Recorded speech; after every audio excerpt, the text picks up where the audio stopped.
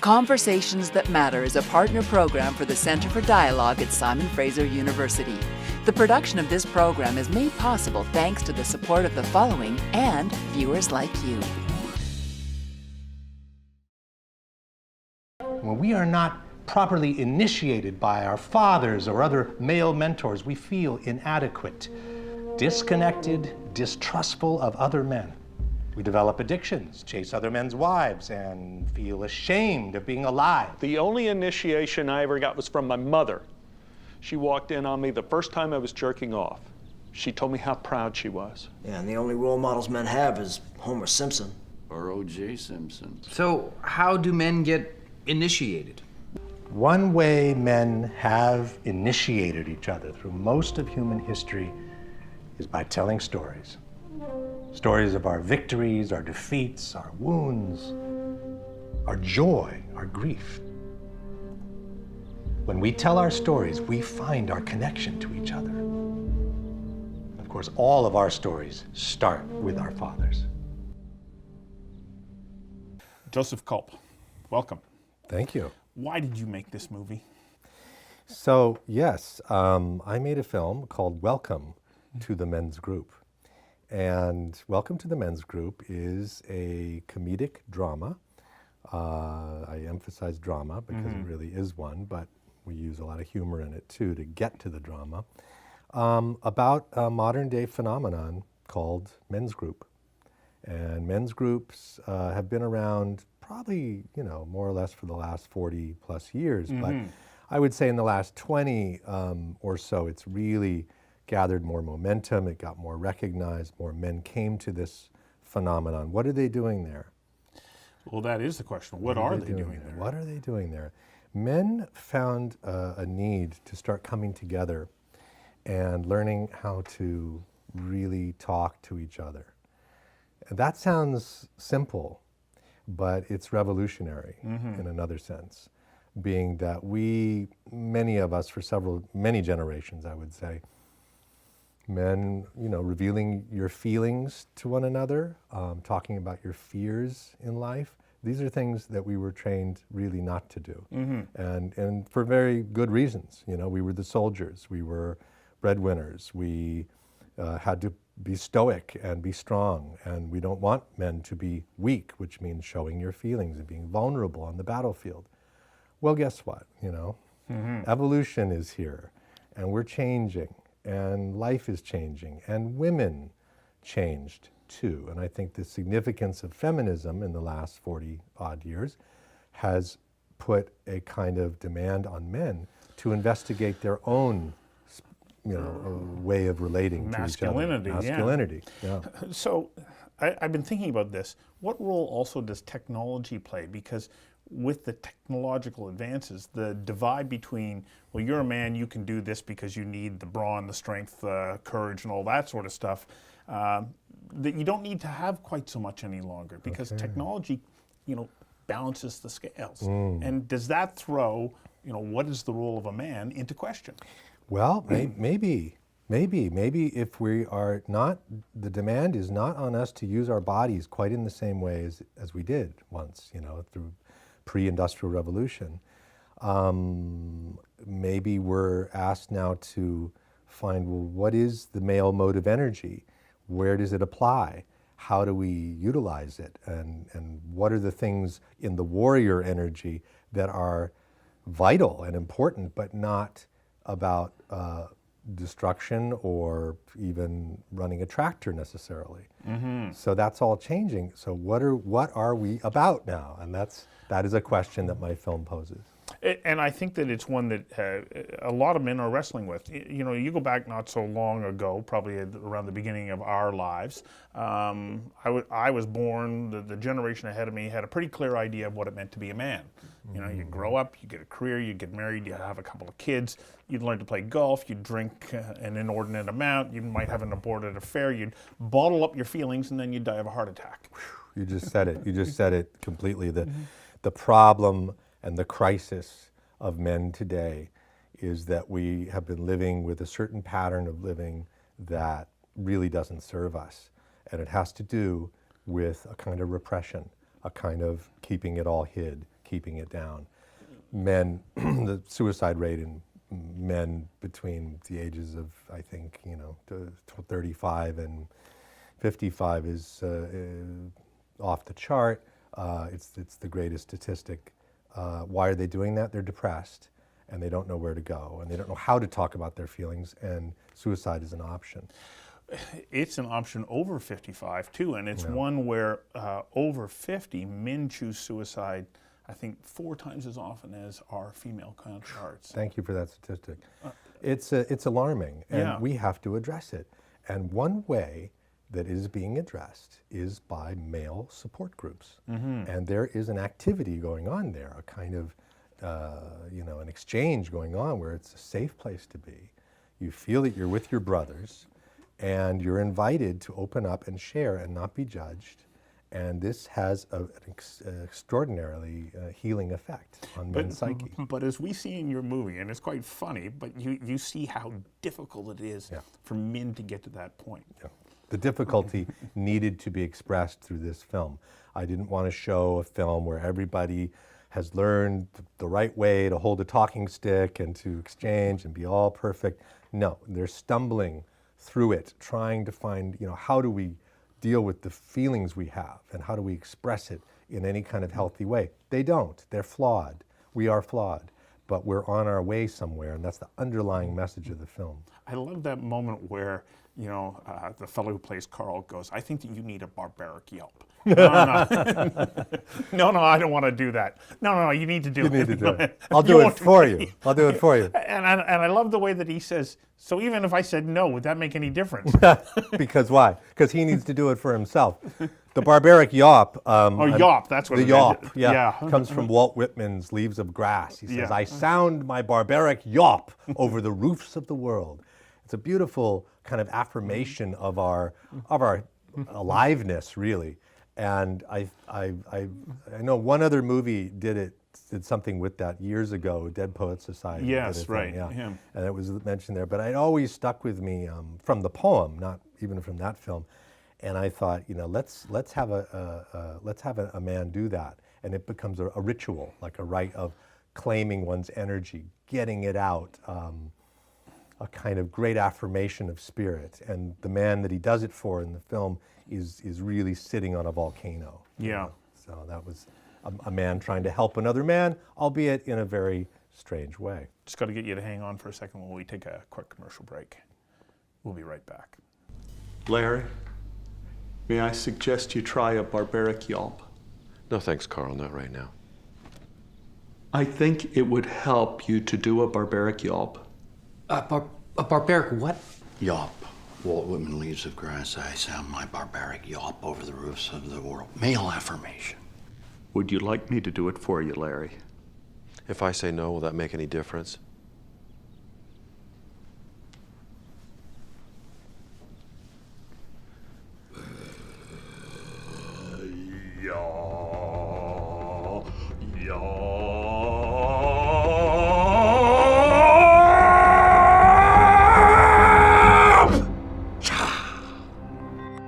Conversations That Matter is a not-for-profit program made possible thanks to the charitable support of the following and from viewers like you. Please visit conversationsthatmatter.tv and help us to continue to produce this program. I watched that clip that helps to promote the movie where the fellow who plays Carl is talking about his role and why he took it on. And he said that he was impressed with the precision of the writing. That it got to the truth of things. And in particular, he said, I'm a liar. And yet everything I say is the truth. Which I found, I was trying to think about that. And then, of course, you give the example of couldn't be better. Yeah, my life couldn't be better. Yeah. Yeah, that's the actor Stephen Tobolowsky. We should name him, who's a wonderful, beloved actor of movies like Groundhog Day and Californication, and he's a really insightful actor, and he immediately saw what was possible in this character about men, about what we present. And that is something that I was interested in getting into when you go into these men's groups. And I've been part of men's groups doing that work for almost 20 years. And I've been lucky to be in the company of men who are expressing things. And is it easy to do? No, they hide, we hide, we manufacture what we want people to hear, and it's about breaking through that to our authenticity.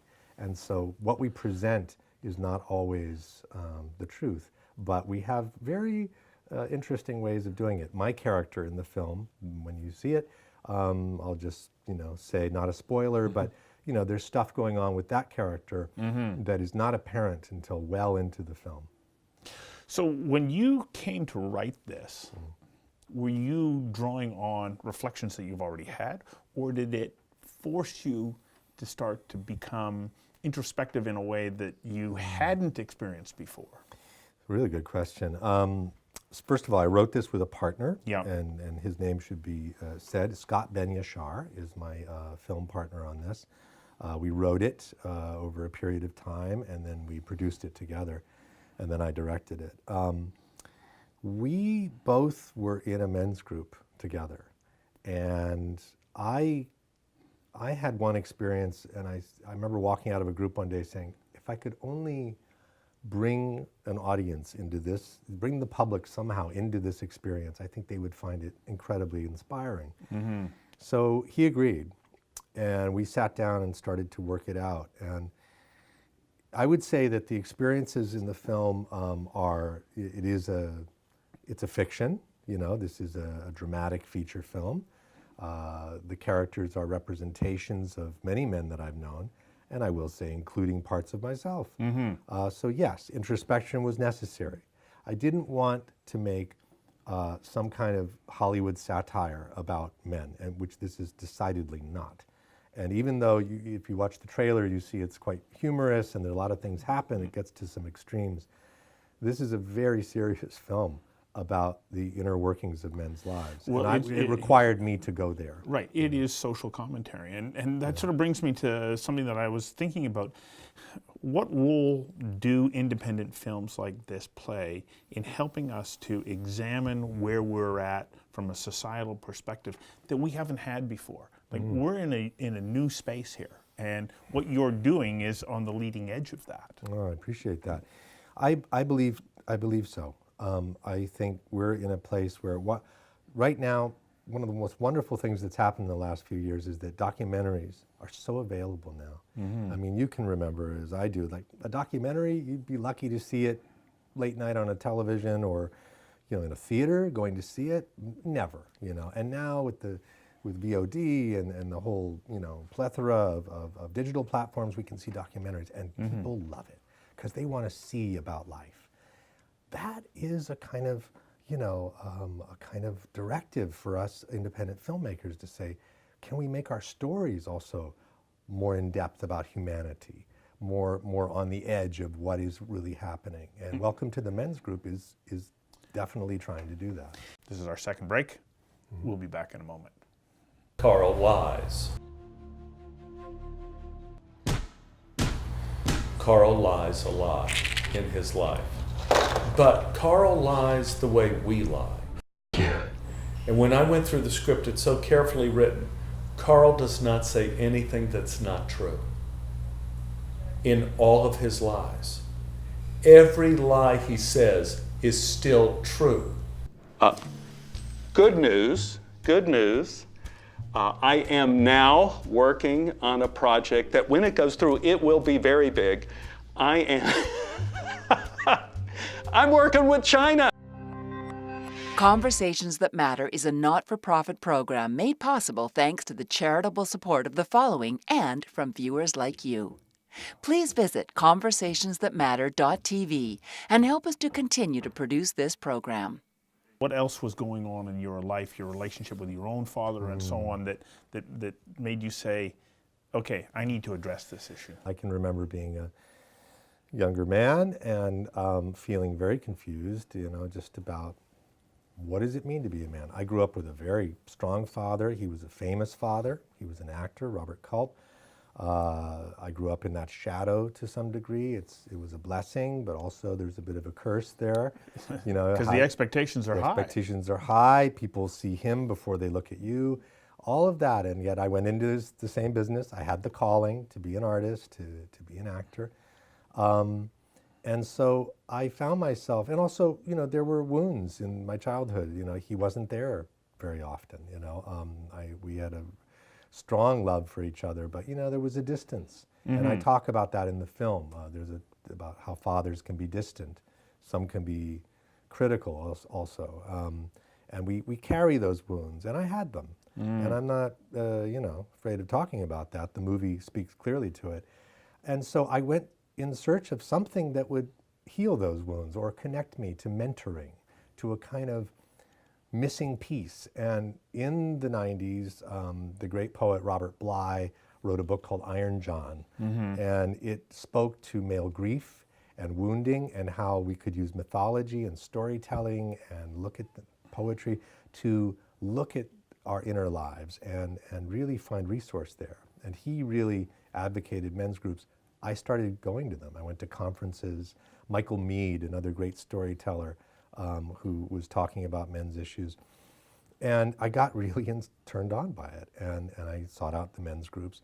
So this is personal. I mean, I've said in some screenings, like, I made the film because I wanted to be closer to my father. You know? Okay, Yeah. so did your father, other than being, you know, this dominant presence in your life, ever talk to you about what it meant to be a man and how you were supposed to express yourself as you grew into adulthood? My father grew up in the Depression, like many of our generation. His father left when he was a teenager, so he was abandoned to some degree too. He was a very individualist, which was the rugged individualist, is kind of the icon that we live with, that heroic, we're going to go out there and conquer the world. And the world agreed. It made him very famous. He was very charming. He had all of that. And so, you know, that was the image of being a man. And here I was growing up, let's say in the 70s, saying, yeah, I'm not as strong as him. I'm kind of, I'm sensitive. I cry, you know. I like poetry. I asked him, I said one time, I said, listen, I think I want to be a poet. And he said, not going to make any money at it. Just be clear about that. Now, so why do you want to be a poet? Why do you want to be a poet? Because I have feelings about life and I see beauty and I want to communicate it. So, you know, I became an actor, and that kind of was another way to show poetry if I could. The point is this, that no, he couldn't, as many of those fathers couldn't, you say, this is what it means to be a man. You know, so I mean, he gave me things that were really important to me. But there was I would say, a kind of conversation that was very hard to ever have. And that was a conversation about feelings, real feelings. I'm scared. I'm hurt. Hearing that from him was not so easy because he had no models for it. The future of men, fascinating topic. I wish we could go right through, but we got to take our final break. We'll be back in a moment. Conversations That Matter is a not-for-profit program made possible thanks to the charitable support of the following and from viewers like you. Please visit conversationsthatmatter.tv and help us to continue to produce this program. This isn't about being more like women, though, is it? No. Because I can hear people, I don't want to be like a woman. I don't want to be getting in touch with my feminine side. It's like, I want to be a man. I'm so glad you said that. One of the most important things that is brought up in my movie and also in the men's group work that I've seen, the men's movement as it's called, is an embracing of something that is absolutely male. We don't want to be feminized to the degree that's, you know, we're just accommodating something, or we're, you know, and you could say that there was a pendulum shift, you know, maybe in the 70s, men did, out of necessity, I think, got into their feminine, let's call it, grew our hair and our beards and got more earthy and close to the, very important. When Robert Bly and people like him came along in the late 80s and 90s, they said, listen, we've kind of gone a little too far with that. Let's bring it back and say, what's the original male energy? We don't want to deny that. We want to embrace that. And he said, and I believe that, you know, male energy, I mean, it's the other part of the universe, if you want to look at it that way. And we need to feel good about that and strong about it and not be ashamed of it. A lot of those shadows of male shame are coming up, and particularly within the men's group community. They're a little afraid, saying, is this going to make fun of us? Is this a satire that's going to make us feel? And, you know, they need to give the film a chance and take a look at it. It's anything but that. It's a celebration of what is male and an invitation to say, let's do a barbaric yawp, you know, for all of us, and say we are who we are and we're not ashamed. One of the things that I note is that there doesn't seem to be this tend to say, I want to put a label on this, like you're a metrosexual, or you're a spornosexual, or you're a lumbersexual, or any of these other things. Never heard those. No? Those are lumbersexual, I like that. Oh, that's the beard and the flannel shirt and all that kind of stuff. This is my view of masculinity. I've got to try that one on. Yeah. But because I don't want to have that kind of label. I want something that says, okay, this is about being an adult, taking responsibility for yourself in life, but also recognizing that you're not infallible, that you have areas to grow and that you need support. Yeah, men are absolutely fallible. They have these very noble qualities. They can support each other. One of the things I love is that they hold each other to the fire, hold their feet to the fire, like, you know, I think this is what's going on with you and I want to hear about it. And they help each other break through those denials. At the same time, they will, you know, react, get triggered, act inappropriately, say the wrong thing. You know, we're in process. We're very fortunate in this part of the world that we can explore life this way, because not everybody around the world can. Oh, I agree. You know, it's a lucky thing, you know, from a Buddhist perspective, that you're even born into a life where you can even contemplate spiritual values, because, you know, you could be born into a life where that's not even possible. Just survival is all that counts. And yeah, so we're very lucky to even be here talking about how we can be better. Well, thank you for very much for coming in to discuss this, telling us about where we are as men in 2016 and beyond. And especially thank you for making the movie. Oh, you're very, very welcome. And can I just say, you know, the movie's going to be released, you know, within the next few months. We're right now looking at kind of a hybrid way of distributing it, which is, you know, also doing it as, you know, kind of a self-distribution. So right now we're raising a budget to do that, and we're using a crowdfunding effort for the next couple of weeks. If people want to go to Indiegogo, and it's Welcome to the Men's Group Distribution Fund. And please, if you can share it on your social network or donate to our campaign, I would really appreciate it. Well, it's about doing things together, isn't it? It is. We're doing it together. Thank you very much. Thank you.